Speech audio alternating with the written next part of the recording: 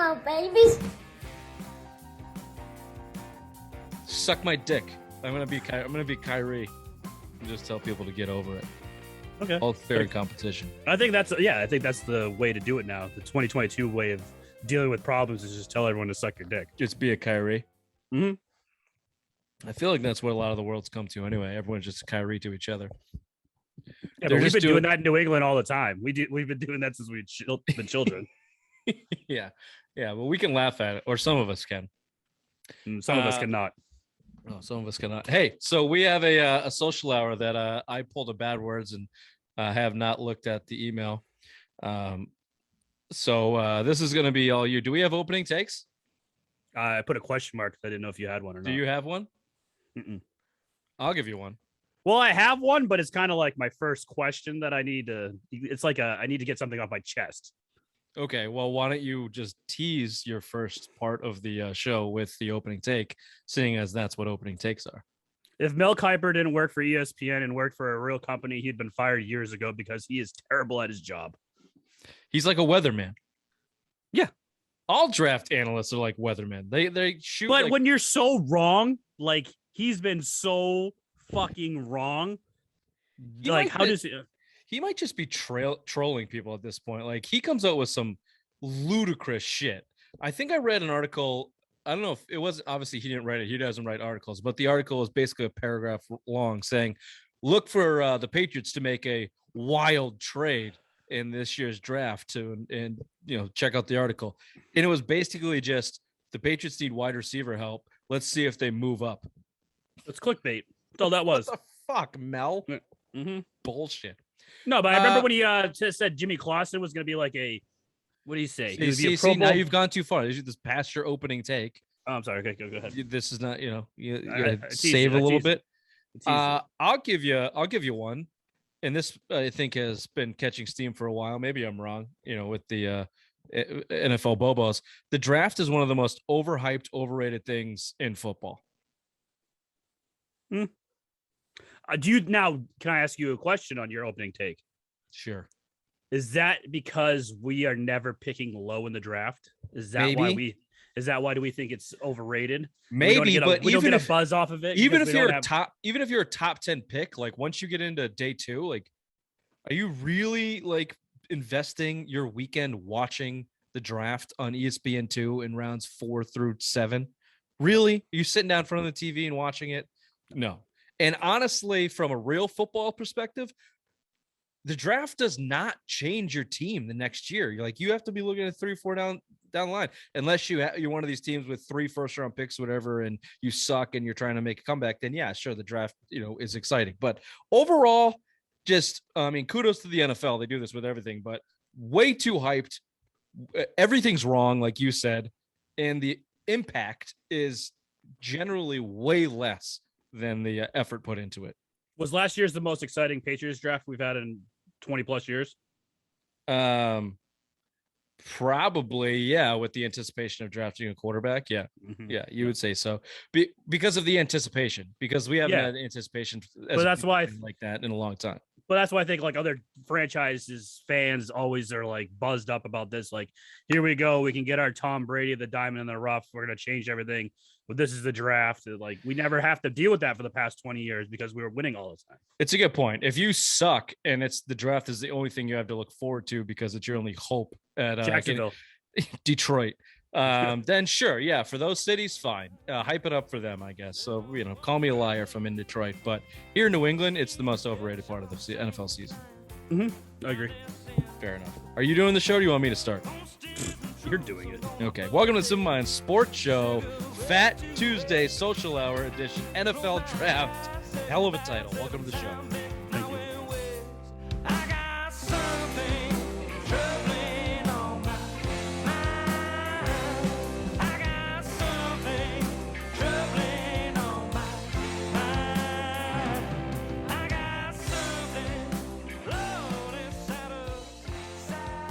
What are you saying thank you for? You didn't give me that title. It's right there. Social Hour, NFL Draft 2022. Oh, where does it say Fat Tuesday on there? Well, I sent it, so there's the fat part. If you're looking to get fat, head on down to White Birch Brewing, the best craft brewing in New Hampshire. Nashua, New Hampshire. Right address, please. 460 Amherst Street. The good side of Amherst Street. Get on down to the brewery. Get yourself a flight. Get yourself a pint. Get your Dr. Vittles flight of pints. Drive responsibly. Call Uber. Get you home safe. If you can't get down to the brewery, then certainly get at your local beer stores, wherever you get it. Tell them these Simple Minds boys sent you.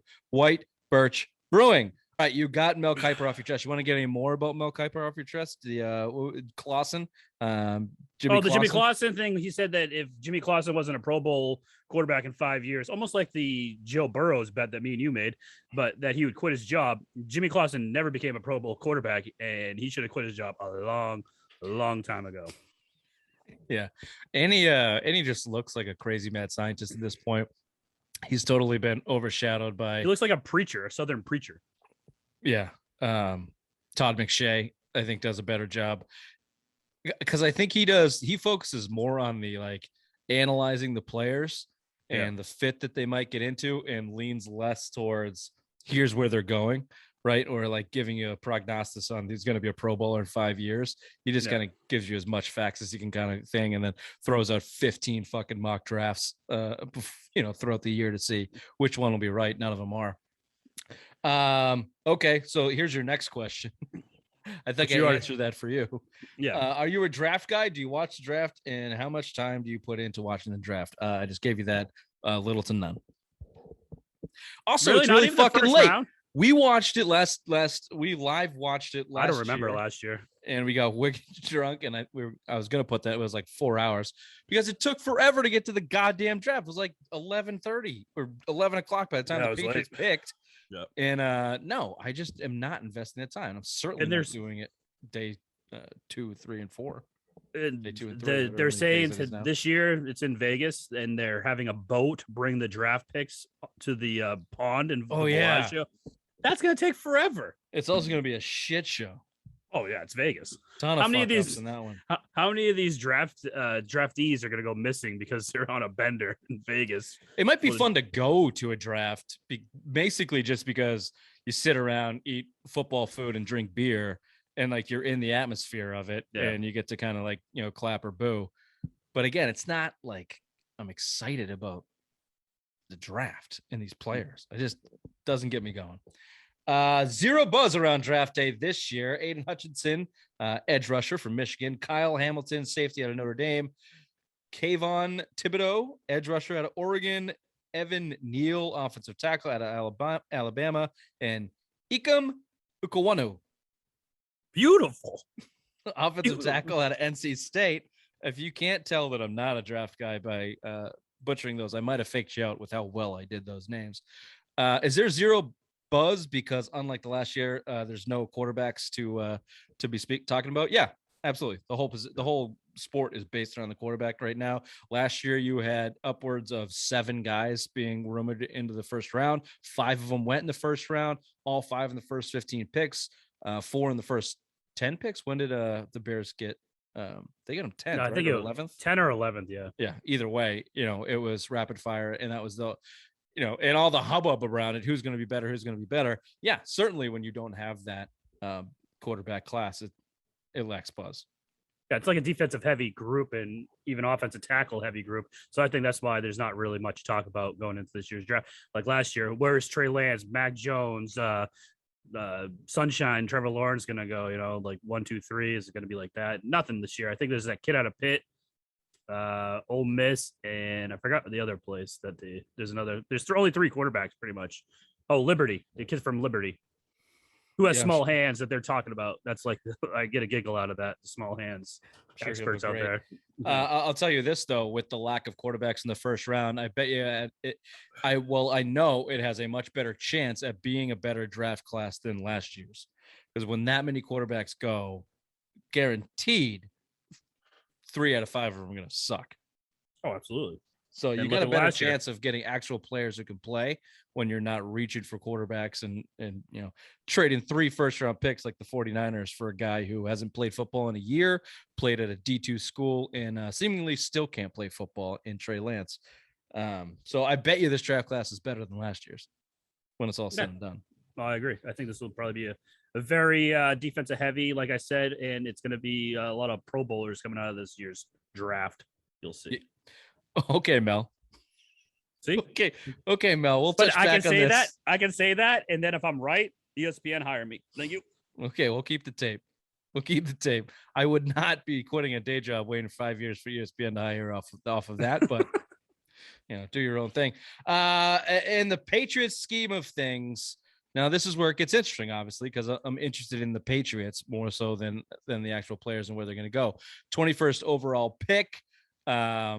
We know Bill Belichick's MO in the past has been to when he's that high or that low in the draft, how you want to look at it, to trade back into the second and third round and to accumulate picks and not use that first round. However, in the last few years, I think that extra fifth year has given the nerds over there in Foxborough more of an edge to go ahead and make that first round pick. And we've seen it in Isaiah Wynn, Sony Michel, obviously Mac Jones, for better reasons than a fifth year. But I don't know. What do you think he's sticking around at 21, or do you think he's going to move up the board, try and target somebody, or push it on back?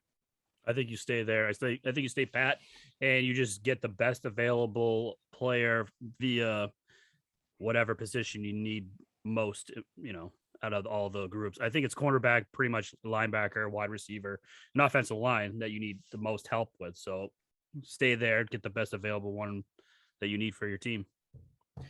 What is the biggest need?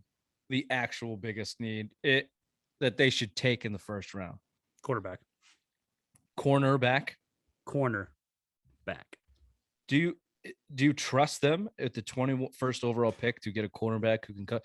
Like, if you take someone 21st overall, and Robert Kraft has said this about Bill Belichick and his team, they want their first round talent to contribute significantly, being an immediate impact player, I believe was his exact quote, this year, 2022. He needs to come in and play.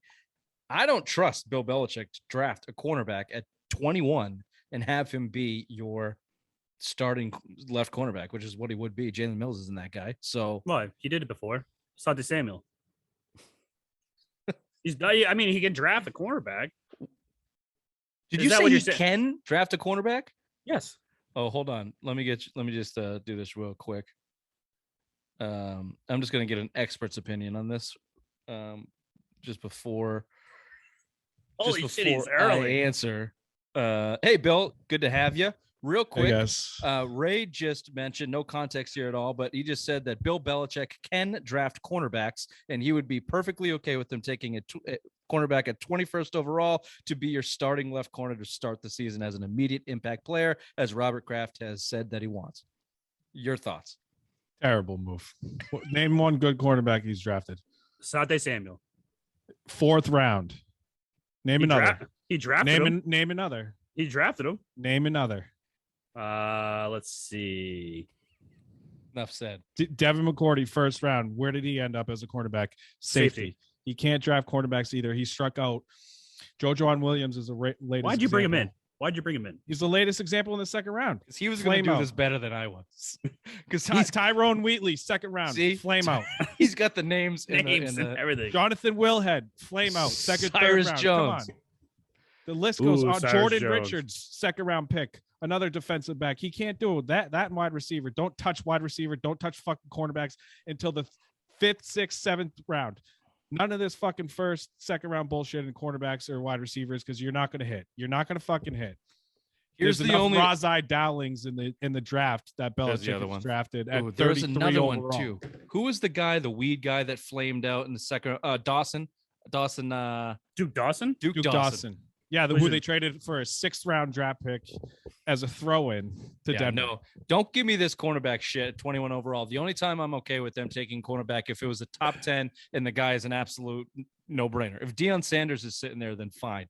And who are you going after? What position? I do like that kid out of LSU though. I have the same philosophy with Bill Belichick in the draft room that I have always had, with one exception this year. And my philosophy is defense first or offensive line. So if you want to go get an offensive tackle, left tackle for the future, go ahead, do it. If that stud's sitting there, then do it. Don't go crazy. Don't go pull a fucking Isaiah Wynn out of your hat, someone that is not expected to go in the first round, try to be smarter than everybody else. I don't want an underside guard playing left tackle or right tackle anymore in this fucking If the team. Evan Neal kid, which I know nothing about at Alabama, is there and he's supposed to be a franchise left tackle, then take him. If not, then get me speed and playmaking in the second level of the defense, or an edge rusher or a guy that you can put next to Barmore and be a significant impact player on defense with speed. Or here's my one exception. If you can get one of those Alabama wide receivers that Mac Jones has played with and has talent out the ass, and if they're still sitting there at 21 injured, albeit, I'll take a gamble on that guy, because I think that's where the league is, and you're just another team right now, and you need talent to put around Mac Jones. Yeah, that's that guy. Those are my tore his three ACL guys. in national Meacham and Williams kid, who's still projected to go like top 10 or top 15. So they're linked to another guy. His best friend on the team. He's like a slot receiver. I think they had him in for a visit, but he's going to go like he's 6th or 7th round. I'll get his name here if you want to go, but that's where I'm leaning. I don't know about you, Ray. Go ahead. What do you want? Other than cornerback, who Bill is really good at drafting. Offensive line, because you got to protect Mac Jones. You got to protect him. I mean, guard, offensive tackle, I don't care what it is. You just need to get depth there. You need to be able to protect your franchise. So, yeah, I'd be happy with the offensive lineman. Give me speedy linebackers. Yeah. That's what I want. I want guys that can run. I don't want these 6'5", 6'6" guys at 270, 280 that can set an edge and drop back in coverage. Willie McGinnis and fucking Mike Vrabel, guys like that can't keep up with the speedy NFL now. Give me small linebackers. Fucking Phillips on this team has played the linebacker role 2 years ago. You need guys like that. You need guys to keep up with these small running backs, these quick wide receivers, and especially in the AL East. Give me speed, as much speed in the Billy front baseball seven as you can get. It's true. Look at the way the fucking game is going, dude. It's going just that way. You got to fucking get smaller on defense now. You got to keep up with the speed in the NFL, period. Yeah. How's that related to baseball? Because you said AL East. Oh. That's sorry. That's why I'm like, Billy baseball always on this kid's mind. Yeah, I lean that way. And I think offensive tackle, left tackle is certainly a need. However, Isaiah Wynn is a C. He's a C, but he can have good games. I don't remember a ton of overwhelming pressure coming from the left side. He's due for a cunt. Yeah, sure. He's due. I meant a C, C minus, C plus. That's just great. But like he's not getting. Look, he's due for a stupid holding that's going to cost you 10 yards. He's due for a missed pull here and there, but he's not awful. You can get by this year. Your defense is depleted. You, like Bill said, you need speed. You need playmakers on defense. If someone's sitting there at 21, that's where I go first. But then offensive tackle is, it's certainly where I go. I'm trading back. Well, we had that question before you got on, Bill. Is that what you're doing? And what do you think Belichick does? I think he's going to do it. I think there's a lot of value, 30 to 60, and I think you're playing with a depleted team unless there's a stud there, right? If there's a guy that they're linked to that Georgia kid. I think he's defensive lineman. You can plug him right in. Unless he's a day one starter at that pick, trade back and get guys you want. I mean, I think that seems like the best move, and then you could kind of play around and move up and down the draft as you please. It worked last year. You saw him trade up to get Christian Barmore last year. He gives you more picks now to kind of move around. Maybe you can snag another first next year. I mean, you're still trying to build this team. So, I mean, the most players you can get, and I think in that top 60, top 65, I think you're going to kind of make out in this team. Slade Bolden is the that slot wide receiver projected to go. Isn't he like a undrafted white guy? I think he's not a white guy, but I could be wrong. What's his name? Slay? Oh, he is white. There you go. Yeah, no, they'll take him. That's what I'm saying. I was pretty sure. Here's the other thing about the trading down. I always thought that it was a good move. I just think the law of averages are in your favor when you pick up more players at the same position for it to work out, and they've had success doing that. I would hate to fall into that trap of being the team that chases talent at a position of need. Right. So people in New England have been making fun of teams for doing that in draft for years. I would hate to do that. So I think it's a day of war room situation. If there's a guy sitting there at 21 and you know he's an impactful defensive player, then go for it. If there's nobody on your big board worth it, then trade back. Yeah, and Go if back. you can get Follow if you can get the follow same board. guy, if you can get the same guy you wanted at 21 at say 32, absolutely trade back and then pick up those picks. Even though I don't even know who has the Rams pick this year. I have no idea. They've traded so many of them. Is it Detroit? Probably. Good. What would constitute a great Patriots draft? Here's what Ray says. Obviously, it would just be on paper, but last year after the draft, I think we looked at it and thought Bill had a great draft. And also, if he doesn't draft a cornerback, linebacker, wide receiver in the first 4 rounds, is that grounds for a bad draft right off the bat? Ray, this was your terribly confusing question. So why don't you answer it first? What's a good draft? What I was saying is basically you have needs. You have depth problem at cornerback, linebacker, offensive line, and wide receiver. Obviously, if you address those in the first 4 rounds, I think that's a good draft. We can look at it and be like, all right, he checked all the boxes off. Like, we did what we needed to do out there. I mean, no one knows what these kids are going to do until the time comes when they get on the field. So just looking at it on paper, I think that would be a good draft right there. Bill? Day one starters, Pro Bowl impact players. That's what I want to see. You saw it last year. Mac Jones, day one starter. Christian Barmore, day one starter. Those are the kind. We need impact players, and we need them now. You struck out on basically everything in free agency. You need to hit impact players. That's how you're going to define a good draft. Obviously, you can't really put a grade on it or for a couple years, but like we need day one starters, and we need guys that are going to contribute right away. I don't give a shit what positions they are. I don't care if it's a position of need. I don't care any of that. I want guys that are coming in and play. I'm not talking kick returners, running backs, all that shit. Like a position, defense, offensive line. I don't care. Get one of those guys, 2 of those guys, 3 of those guys, whatever it takes. Day one starters. That's what's going to define fucking a good draft. You need guys that you can build around. Yeah, I think that goes without saying, but those are good points. I'll try to give you some examples, and maybe this night might not be good, but it would be fun. It would be entertaining if somehow hell freezes over and Bill trades up and gets a stud wide receiver. Name him. I don't know the draft well enough to name him, but the Williams kid out of Alabama, some guy that you know is going to come in and just tear it up. If he gives us a wow moment, good draft. Good job. Yes. Go get some talent. If he doesn't, if he takes 21 and goes in the second round and the third round, and we finish that day 1 and day 2, and you have a edge rusher, a bull rusher, and a fucking nasty linebacker, and you go, oh shit, it looks like this young defensive core is stacked. Good draft. I'm so against them drafting a cornerback that I don't fucking care if they do. I just don't. Unless it's a can't miss. Like I said, if you want to trade up, there's a kid supposed to go top 5, right? Cincinnati. No, kid from Cincinnati. Well, there's an LSU cornerback I like a lot.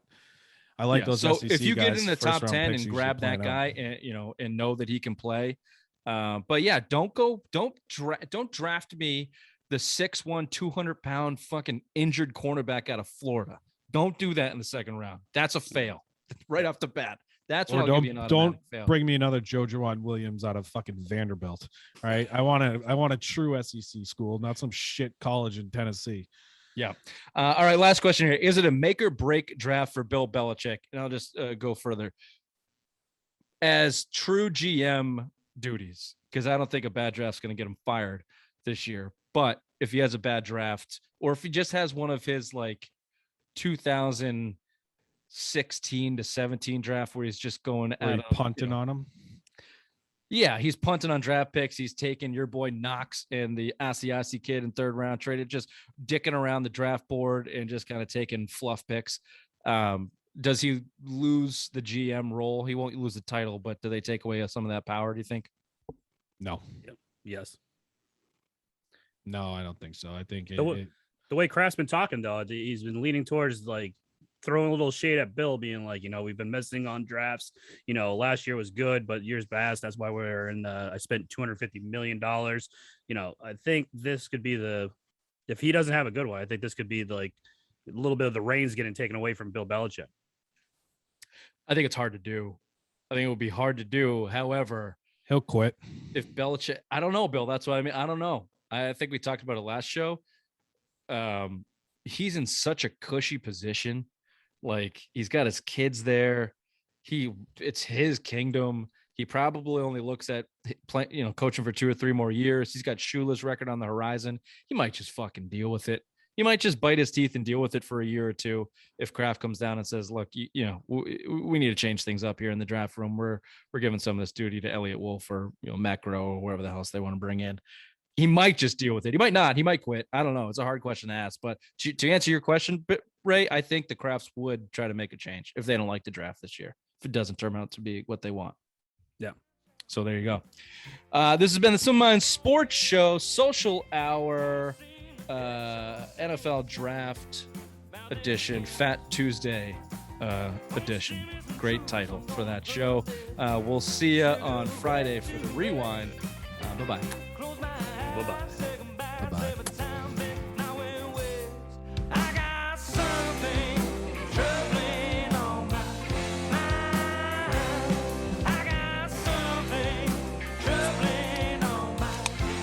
Hello. Hello, Raymond. It's been a while. Yep. I was going to say not long enough, but then I decided not to be me. Thank you. I appreciate that. Just one night a week. That's all I asked for. Sorry I was late. Finley has croup. Didn't your kids ever have croup? I believe Raymond did, yeah. Sounds like she smoked like a pack of cigarettes. Yeah. Then can't breathe for like 10 seconds at a time. Yeah, it's always scary. It's fun. Yeah. Good stuff. Hey, So I totally lost whatever buzz I just had dealing with that. happy birthday. Thanks. Okay. Now the show can start. Hi, Raymond. Hello, Richard. It's been a while. It's been a while. Not long enough. You'd think. You said you'd be nice. Just one day. Just one day. That was a joke. Get over it. Oh, I will. You can't get over it? Suck my dick. I'm gonna be Kyrie and just tell people to get over it. Okay. All fair competition. I think that's the way to do it now. The 2022 way of dealing with problems is just tell everyone to suck your dick. Just be a Kyrie. Mm-hmm. I feel like that's what a lot of the world's come to anyway. Everyone's just Kyrie to each other. Yeah, but we've been doing that in New England all the time. We've been doing that since we've been children. Yeah. Well, we can laugh at it, or some of us can. And some of us cannot. No, some of us cannot. Hey, so we have a social hour that I call the bad words. I have not lived